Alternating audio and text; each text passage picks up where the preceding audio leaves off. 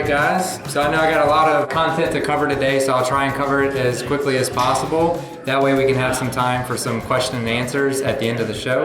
Just want to get a quick show of hands. How many people in the room are not a partner with RunSignup? Okay. And so how many people are partners with RunSignup? And keep your hand up if you're also a timer. All right, good deal. So I have a lot of content to have everybody work together covering this presentation. So I'm Matt Sinclair with RunSignup, and I love working with partners to help their races grow and show them all the tools that we have at RunSignup. So what we're going to cover today, we'll basically briefly talk about what the partner program is, what that gets you with the partner dashboard, walking through your secure access and info sharing to share with your team, and any type of temporary support as well. We'll walk through the third-party setup options to how you can set your race directors up with success and not necessarily get inundated with all the daily notification emails that might come with being a race director. We'll also talk on reporting, coupons, email marketing, and briefly cover the partner website and timer dashboard. And then everybody's favorite topic would be pricing. So basically, the partner program began as a timer program. Since timers are generally seen as the lifeblood of the industry, timers work with race directors on a weekly basis. So it made sense to work with timers and build tools that they need to help their companies grow, and it's expanded over time. It's basically a multi-level access chain where you can look at all races at like a top-down view to see how things are going. With our partner program, since you're the first line of defense in helping answer race director questions and get them set up, we have a 20% revenue sharing pricing option, and you can also customize that to better suit the needs of your particular faction in the region. And because of that, you're working with it every day. You're basically becoming a power user. And we offer support and training, just like these conferences, to kind of use the whole suite of products. So this is the basic partner revenue share. It starts out, people have 5,000 paid annual registrations or 200,000 in processing. That's where you start with the 20% partner share, and it scales up. So as you grow, you can grow that partner revenue share as well. The partner dashboard generally leads to helping you identify what the needs are of each of your races. It gives you all the tools to do whatever you need to do as a timer, whatever you need to do as a registration event management company, and even be able to keep up with all the stuff that's going on as technology changes. So a lot of people, when I hear, they go to their My Races page. They're like, I'm always on the My Races page. And I was like, well, do you know about the partner dashboard? So you basically just log in, you click on your profile icon, and you should have a partner icon there. This is the Grand Central Station where all your information is listed. It's one way to know that a particular race that you have on RunSignup is under that 20% profit and revenue sharing program.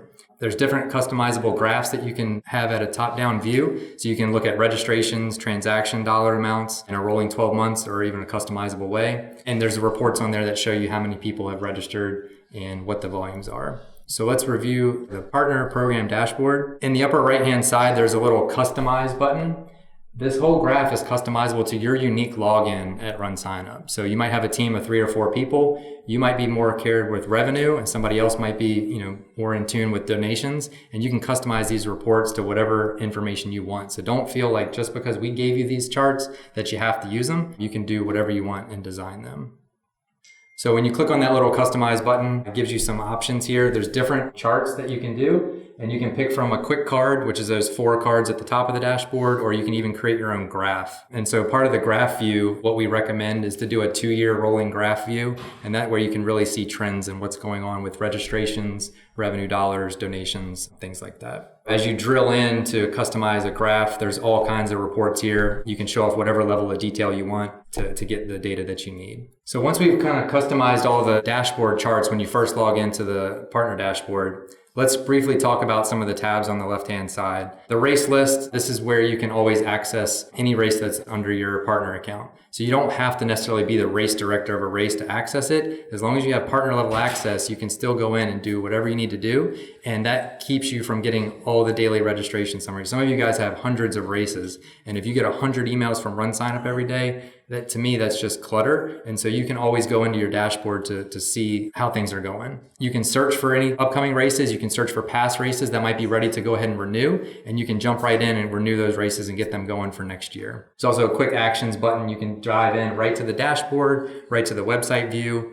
You can copy a race if you have a series that you like to create, multiple races for a summer series or something like that. Lots of different options for here. And this is a single point of race access instead of the My Races page, because you have full control and full access of everything. The next option, which is I think is a little overlooked, is the partner settings. So a lot of times people want to do stuff at a global scale. We do have some features to do that, but a lot of our races are unique. So the settings are a little limited, but some of the highlights of it is the Find a Participant tab. A lot of people don't like to have their participants just in plain view, first name, last name, age and date of birth, and all that kind of information out there. You can hide that globally across all your races, and you can still look themselves up to make sure that they're registered, to sign up for text and email notifications or anything like that. There's also a calendar attachment that comes for all registration confirmation emails, which is great. But a lot of users don't actually set up their calendar, which is what we found out. So you can disable that calendar attachment for them to quickly add it. That's another popular one. And if you wanted to brand your partner or your timer logo or what have you, you can add that to the confirmation emails as well. Some of the other advanced settings would be more for like a high level support, where you can have a custom manager registration URL that'll take them to your website, or a custom contact email. If you have a lot of races, but you handle all the support in a central place, you can add that central location, such as like a fresh desk support type channel. Then there's also national sponsors. So let's briefly talk about partner access. These slides will be available, so it's a little bit of homework. I'd like everybody to look at your dashboard with these slides later, and just to kind of touch base with some of this as review, and then some of it as like update. Maybe you're a little fuzzy on certain things. But the partner info settings under the account tab, the basic information, this is kind of when you first set up your partner account. You're asking the name of your partner, the domain, which is important for the calendar widgets. You can put in your scoring software, so we kind of know what information to kind of funnel to you through our timer channels. And this is also where you have that unique partner creation URL. So if you're working with a race director and they want to kind of get started on RunSignup, you can share them a link, and when they click on it to create a race, it's automatically going to share it under your partner account, and you'll get notified when that race comes up. You'll get notified when that race renews, so you can kind of automate that process to reach out to them for level support. Also, the most important thing, that's where you put in your payment information. So that 20% revenue share model, you put in your information there, and you can also set up bill.com if you wanted direct deposit there. The next level of access would be who owns the partner account, who's the main contacts for the company, and you can also set up limited access. So this is great for larger teams. The primary and secondary owners of the account, think of those as full control, full access of everything in the partner account, as well as downstream in all the races. And then you can also set up custom limited access for certain features. Like maybe you want people to be able to do your email marketing and volunteer information. There's a little level of access to allow for that customization. You can even not allow people to look at finances. You can have people that they can't download any information. So there's all kinds of customizable level of access, which is great if you have temporary workers. You can quickly add them while they're working over the summer or the winter times, and then you can easily remove them after that if they're not part of the full team that you have there. One of the most popular levels of access is what we call allow all race access except financials, and that'll get you pretty much, everything in the race, except they can't really download the financial reports, which is what most people kind of do with their support teams. So let's go over the third-party setup. This is when you are getting a new race director over to RunSignup. When you create a race as a partner owner or a secondary owner, that race is automatically under your portfolio. So you don't have anything to worry about. You've gotten that race set up. And what we're going to cover in the future is the third-party access, which basically allows you to hand the keys over to your race director and you get them set up, but then they kind of take it from there. Another way to do that is sharing the URL on that basic information page. If you're communicating with your race director, you can say, hey, you ready to get started with RunSignup? Here's the special link. It'll automatically tag it to your partner account. And then the third way to get associated with your partner account is to contact RunSignup. So maybe the race director already created the race on RunSignup. They haven't listed you as a timer or anything like that. We have no idea to know that it goes under your partner account. So you would have to contact us and loop us in with the race director. That way they know that you're working together with RunSignup. So the third-party setup, how many people know what third-party setup is or have used third-party setup? Only a few of you. Okay. So when you are creating a race as the partner, at the very bottom of the first step of the race wizard, there's a third-party setup option, and you can enter in the name of your race director. What this does, it allows you as power users of RunSignup who've gone through the wizard plenty of times to get the basics for this customer set up and working properly how they wanted, and also email them an invite to create an account on RunSignup so they can then manage the account. There's also a setting in there where you can drop off basically as the race director. And so they have full access and full control to everything, but you're not in the weeds with all these daily summaries. Some of the races I work with, they want to get an email every single time somebody registers.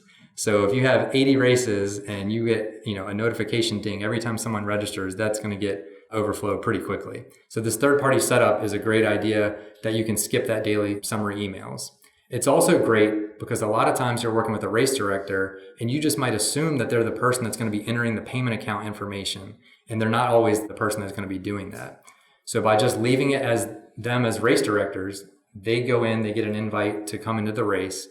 They can now go to step 6 of the wizard and enter that payment details or send it to their treasurer or finance person to do it. So it's a very nice and clean way to get the race who, what, when, where, and why set up, and then hand the keys to them, let them create their own website, let them create whatever tools that they want to do. So let's look at some partner reports, the whole bird's eye view. So I tried coming up with the top 5 reports that I think are important, and I couldn't do it. So I have a list here of a couple different reports. So we're going to cover at the partner level, depend on if you're an event management company or how you handle support. You can look at anybody who's ever registered for any race under your partner account from your partner dashboard. The upper right-hand side, there's a little first name, last name search. You can type them in and you don't have to know what race they're coming at to you. Most of the time when people communicate with you, they don't even list. It's I'm going to the turkey trot. Some of them might have a couple of different races. I don't know which one. You type them into the participant report, it'll come right up with all that information. And you can see a full history of what races they've done on RunSignup under your account. The next one is our hurricane map. It's definitely pretty cool to look at, but there's actually real value in this, and that's the download. The download will give you the zip codes of all the participants in your area for you to potentially market to. A lot of people don't necessarily market through snail mail, but it's also a great way to kind of have that extra touch than just always have an email. People get a brochure or something in the mail that might make them want to come out to some of your races, and you can kind of see where people are coming from. The next one, I think, especially for the more advanced partners, the sent emails list is a nice way to kind of figure out a little bit of forensics of maybe what happened or something. Somebody says, I registered and I did this or that. The sent emails allows you to go in to see what email was actually sent to that participant. What was the information they filled out at registration time? You can then, look at what's currently in the system, if there's any notes on it, and see, okay, they went into the system and they changed their shirt size. That's why that's the case. Or I went into the sent emails and it says that you cleared your registration. So unfortunately, you're not actually registered for the race. It's a great forensics tool to look at, and you can download that email and even send it back to them. And the repeat participant report. This is something that I would encourage everybody to go through to see who your top people are. This is a great way to build an ambassador program. We saw from the trends report that it's about 18% of people come to repeat to the individual race. But how many people are coming to your portfolio? How many people keep coming to all the races that you have some touch on? And so the repeat participant report is automatically going to zip up people on first name and last name, and you can get more detail by connecting to their date of birth and information. One of my favorite reports, this is the top races and clubs report. This is great not only to see what your top races are, but it also lists that partner revenue share right at the top. So you can sort by what races are you benefiting from the most and see how your races are growing. You can look this at a year increments. You can look at it monthly increments, whatever you want to do to customize and search the top races report. You'll see that one of the middle columns there is the partner fee that you have coming from there. I would say if you're an event management company that owns races, I would put this as homework. This summary by race report. So this is under the financial tab and the download reports. And I would take a look at this. The download is amazing. It breaks down every single event that you have for the race and kind of loops up everything into the reporting. So it's definitely a powerful tool that I don't think a lot of people know about. And then obviously partner payments. So anytime you want to see what partner payment came from, these generally go out monthly. If you're on direct deposit, they can go out weekly. We try and wait till at least there's $20 in to mail a check, but this is where you can go in and review that. And then coming up, taxes coming up here, you can easily search for how much the revenue was for your account. And speaking of payments and account money, let's talk about partner coupons. This is another way you can give out ambassador programs. You can create a coupon at the partner level. You don't have to go into every single race and create the same coupon. You can create it one time and you can automatically share it across certain races. So if you have a portfolio where some races you just help in time and some races you actually own, you can customize those races to set up the partner coupons for those races that you own. The ambassador program is great because you can create a coupon code unique for each person, and you can easily see how much revenue that generated by them sharing that coupon. There's also a cool feature where you can automatically apply those coupons for future races. So you don't have to, okay, I created this race, now I need to also go back and create these standard coupons for my ambassadors or anything like that. It automatically will funnel them into each race that gets created. So that's a great tool for partners and ambassadors.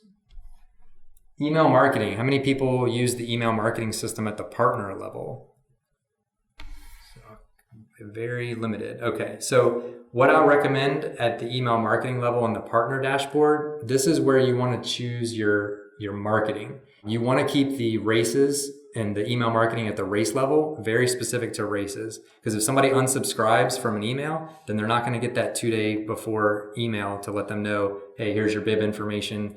Here's the course information and things like that. So you want to keep the marketing channel clean. That helps keep your lists healthy to where if somebody doesn't care about your marketing anymore and they've moved out of the area, then, no harm, no foul, they're off of that email. But they can register for the race and get that, important race information. You can even create separate lists by athlete type on here. So you can pick your particular races and maybe you want to target triathletes. And so you'll pick up all your triathlons and now you're sending, triathlon tips or whatever through that because you've customized specific races or access. Maybe you have a couple of different new age races like glow runs and stuff like that might not cater to, particular athletes. So you can easily set stuff up like that. There aren't any templates as far as the email marketing go, but you can customize it completely to whatever you want. The HTML is a full HTML source code editor, and you can go in there and plug in whatever information that you want. There's also white labeling options. White labeling basically allows the RunSignup system to send an email out, but it's coming from your domain name email. So if you have a domain name email, you can set up white labeling. And so instead of coming from, runsignup.com, it would look like it's coming from your partner email address. And then there's an option in here to create a dynamic newsletter. So we mentioned newsletter. One of the promotional widget options is a newsletter subscription form. So you can plop that widget up on your company website, and anybody who's interested in learning more about your company or you're going to do a monthly newsletter, they can subscribe for it. It's dynamic. It goes right into a list, and then you're just funneling and sending out the emails monthly or what have you for your newsletter. So it's a great kind of option for the partner email. We also have a partner website option. So this is basically for a dynamic data-driven website. Just to kind of highlight certain things of this, it is dynamic, and any race that you create on RunSignup is automatically going to show up as an upcoming race. Any results that you post to RunSignup are automatically going to show as results up on that option as well. You can kind of customize it to be whatever you want it to do because you can create any individual pages and any custom content. There's some other widget options in there where you can have a contact form, you can have a frequently asked questions form, so you can get quotes, people that want to hire you as a company. By all means, definitely check it out. It's a pretty neat feature to do, and you can kind of customize it with some of your theme options. Also has a domain or a subdomain. I've seen customers do both. They've completely ported over their website to use the partner website as their full business website, and they've also done it as a subdomain where they just want the calendar of the upcoming races, so they'll create a calendar for that. The widgets and components work together, and the difference between the two is you guys might have used a widget before. That's the small piece of HTML code that you're copying from inside the system and then plugging it externally on your website. A component is more of an integrated system part of RunSignup to where it automatically stores everything, and there's a couple different options that you have for that, such as the calendar being shown as a grid view. You can even show your state outline with little dots of where the races are, and some couple cool components for that. Here's a preview of a really cool partner website. Sean, what's great about this, and I thought was genius, is he has a partner results calendar widget at the very top of his website. So on all of his gear, and people want where's my result? Where's my result? Well, it's plastered all over his business cards and trucks and everything, and it's automated. As soon as he's doing results in real time on the weekends, they go right to gtraces.com, and their results are going to be right there at the top. And then he's using the grid view of the calendar to show the different races that you can set up there. highlight your social media, your Twitter feeds and Facebook, all on the left-hand side, and you can kind of brand your domain. Another example of a partner website, this is the Twin City Track Club. They have a nice little banner option that kind of goes across the top of all their pages. And then it's more like, welcome to the club, and here's the races that they also time as a club. So this is another good one that they use the partner website functionality with that full width banner option. And then both of these are both scalable on mobile. And so this is just like my little template of my little partner website here. So there were some timers in the room. Again, the timer dashboard is kind of new in the last year, and it's going to serve a different functionality than the partner dashboard. The partner dashboard is a list of all your races for reporting and things like that. The timer dashboard, you can set your timer information. So races come to RunSignup all the time, and they're like, I don't know there's a timer in my area. Well, we have a search bar where they can search for, different locations, and you can put what states you serve. You can put the information that you can produce or provide to a customer. And so this is why it's important to also set up your timer dashboard. You can list your skills, you can create timer fees, and this is all going to be from your profile icon under the timer dashboard. So let's kind of look real quickly at the timer dashboard. So under the settings option, make sure this information is up to date. Put your logo, your area where you serve, and it's going to have your timer fees. So if some of you guys are getting race day certified, you'll see that there's a check mark for your race day certification at the bottom. The next one is your access settings. So a lot of people have timer crews that go out to races. You can create a special timing email address to where everybody can access it through results@mycompany.com or whatever you want it to do. And so when you list somebody as a timer access on your race, they have that specific functionality to get the participants to produce results, but you didn't necessarily have to set them up as a full partner owner to have them access to all the financial data. So this is a great tool to have the timer crews. If you have 2 or 3 different races on a weekend, you can kind of segment that out and get that level of separation of access to give to people that just need that specific information. It's also a way to, if you're working with another partner and maybe they've overbooked and they need to hire you in, that timer access is going to get you right into their race too to do the services to be able to produce results. The next one will be the timer fees or the timer processing options. So this is great because RunSignup has a model of charging per transaction. And so that saves runners money, or families that sign up together. There's only one transaction fee. We don't ding all 4 people in the cart the full processing fee. But as timers, and you need to get a chip for each person in the race, that can be, sometimes problematic. But what this allows you to do is offer different types of options to your customers, where you might have an upfront cost of, say, $800 or $1,000 to have your service fees.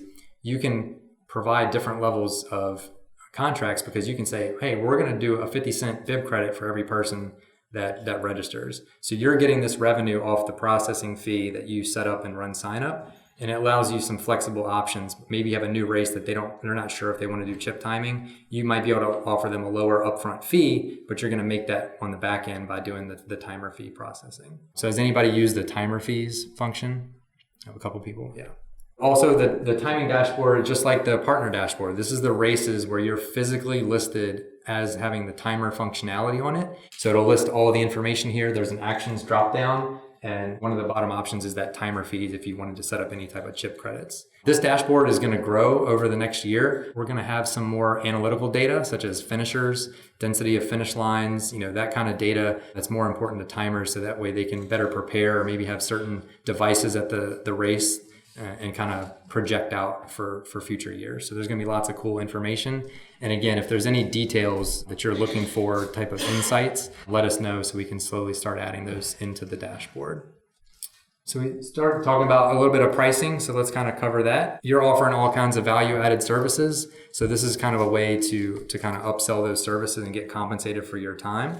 You can set this up at the partner account. You can go above RunSignup's default processing fees and basically net the difference between that. Or you can, do it as the timer fee example where you can offer chip credits for that. So you have to propose the timer fees to the race, and then the race would accept those timer fees. And it's always good to just be above board and be transparent with your customers so they know that you're offering XYZ service. So they're not necessarily going to the RunSignup pricing page and questioning, well, hey, it says It's $2.50 here. Why is it $3? So that's just important to let them know that, hey, I'm providing you these extra services. Remember my normal fee is $800. We went down to $700 because we're doing this. And it also compensates your time. If you're going to do that full-fledged service where you're setting up the race for the customer, you're answering their questions, and you're maintaining and creating the websites. These are all kinds of services that you can add and just kind of bake into the processing fee. It's available at the partner platform, and you can also go into each individual race. So maybe you have some races that might need your help and rely on you a little bit more than others. You can kind of customize that at the race level if needed. So to kind of give some examples, just using our standard 6% processing fee on a registration, $100 is simple math. At 20% nets out to $1.20, and at $50 it nets out to 60 cents. So if you were to take that instead of 6% and kind of do an industry average of 8.5% for those fees, then your new net would be on a $100 transaction. Just think of a family of 4, 25 each. Your net would then be $3.58. And if it's a $50 fee, it would then change from 60 cents to $1.08. And if you just go for a single registration at our $10 to $30 price point, we have a $2.50 pricing. If you just increase that 50 cents, then obviously you net from 50 cents to $1. And if you opt to go to the timer route's in green. If you're adding 50 cents, it's just straight math, 50 cents or $1 per participants. That helps you with the chip cost. It helps you kind of compete with other concepts as well. So we'll do a quick review. Partner dashboard, that's your Grand Central Station. That's going to be where you probably want to go to start looking at races or finding your races. Use the third-party setup option to set up all the races that are under your account. Set them up for success, and also get you out of the weeds from having all those daily registration emails. So if you need help with that, definitely let me know. The email marketing tab, that's a good thing. It didn't look like a lot of you were taking advantage of that. So it's a free service that you can use. You can create a newsletter. You can start branding your company and your services through that. Play around with the partner website. There's a couple of different tutorials that you can do to kind of get started with that. If you haven't touched the timer dashboard, definitely update your information, because people come to us looking for timers all the time, and we need to know what your service areas are and what type of services you provide so we can help them to find you. And then review your custom pricing. Obviously that's a marketing thing where you need to kind of review your area to see what type of services that you're offering versus your competitors and what you can charge. But that's a way to kind of, help your company grow and get more money. Those are just the highlights of the partner tab. Happy to answer anything that you guys have. We covered it all. Cool. Well, we'll wrap that up. If anybody has any questions that they didn't want to ask in front of the group, feel free to come up and I'm happy to talk with you. Thanks so much.